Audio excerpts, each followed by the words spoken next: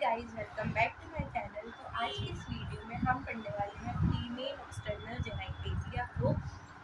तो जब भी हम फीमेल एक्सटर्नल जेनाइटेलिया को देखते हैं तो सबसे पहले जो अगर इसको प्रॉपर्ली देखना होता है तो हम जो विमेन होती है उसको ऐसे उसके वो अब जो भी है ठीक है ऐसे करके रखते हैं, इन्फॉर्मेशन नहीं देना हम ये पैर ऐसे को ले हुए हैं और बीच में हमको ये उनका फीमेल एक्सटर्नल जेनाइटेलिया देखने को मिल रहा है। इसमें जो हेयर वाला जो पार्ट होता है यानी कि जहाँ पर हेयर प्रेजेंट होते हैं उस वाले पार्ट को हम कहते हैं मोन्स प्यूबिस। ये जो मोन्स प्यूबिस होती है ये फैटी टिश्यूज और कुशन से कवर्ड होती है। इसके ऊपर स्किन और हेयर्स दिखते हैं हमको, ठीक है ना। आपने देखा भी होगा कि यहाँ पर जो रीजन यहाँ पे हेयर प्रेजेंट होते हैं हमारे एक्सटर्नल जेनाइटेलिया में, उस रीजन को हम कहते हैं मोन्स प्यूबिस। ये फैटी टिश्यू से बना हुआ होता है, एक कुशन लाइक स्ट्रक्चर होता है। इसको कवर करा जाता है स्किन और हेयर्स के थ्रू, यानी कि ये कवर्ड होती है स्किन और हेयर्स के थ्रू। इसके जब हम और अंदर जाएं तो हम देखते हैं दो फ्लैशी फोल्ड्स। बाहर वाली को बोलते हैं लेबिया मेजोरा, यानी कि बड़ी है, उससे छोटी यानी कि उसके जो नीचे आती है उसको हम कहते हैं लेबिया माइनोरा। हम बात करें अगर लेबिया मेजोरा की, तो labia majora and labia minora जो होती है ये फ्लैशी फोल्ड्स होती हैं टिश्यूज़ की, ठीक है ना। टिश्यूज़ की ये फोल्ड्स टाइप की होती हैं और ये क्या करती हैं, जो वजाइनल ओपनिंग होती है या ऑरिफिस जो होती है उसको कवर करती है। अब वजाइनल ओपनिंग जो आपको ये बड़ा सा ये जो सर्कल दिख रहा है, ये यहाँ पर मैंने ये एरो करके दिखाया है, इसको अपन कहते हैं वजाइनल ओरिफिस। ये जो वजाइनल ओरिफिस होता है इसका स्ट्रक्चर कुछ इस तरीके का होता है।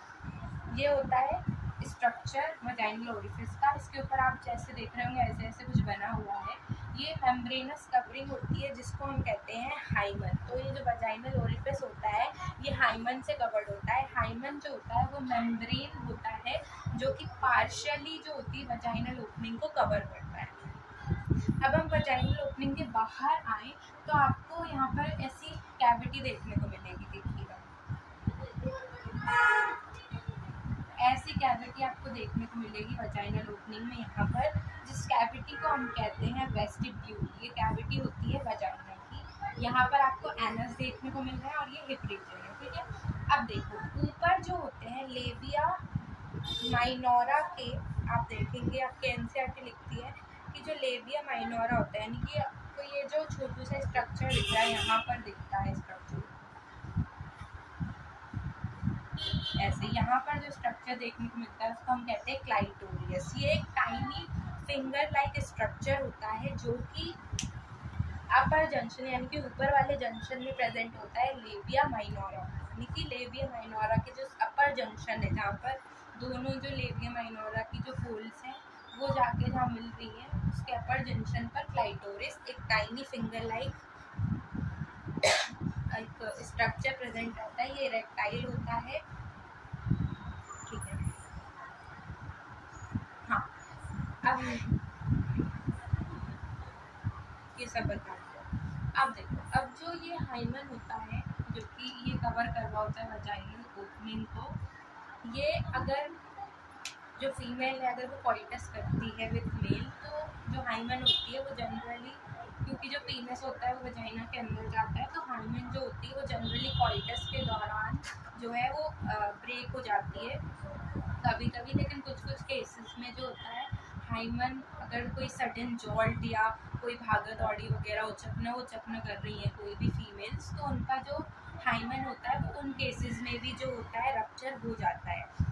लेकिन अगर आप ये कहें कि जो विमेन की जो हाइमन होते हैं वो ज़रूरी नहीं है कि कॉइटस हो तभी वो ब्रेक डाउन हो जाए, ज़रूरी नहीं होता है। लेकिन ज़्यादातर अगर हम केसेस में देखें अगर हम जनरल की बात करें तो जो हाइमन होता है वो कॉइटस के दौरान रप्चर हो जाता है या फिर सडन जॉल्ट वगैरह या फिर इंसर्शन, वजाइनल टैम्पून यूज़ कर रहे हो आप, ठीक है। जो वजाइनल टैम्पून्स आते हैं मेंस्ट्रुअल कप वगैरह जो आते हैं उनको आप यूज़ करते हो तो उसकी वजह से भी यहाँ इंसर्ट करने की वजह से जो ये मेम्ब्रेनस स्ट्रक्चर होता है ये कभी कभी जो होता है ये रप्चर हो जाता है। सॉरी।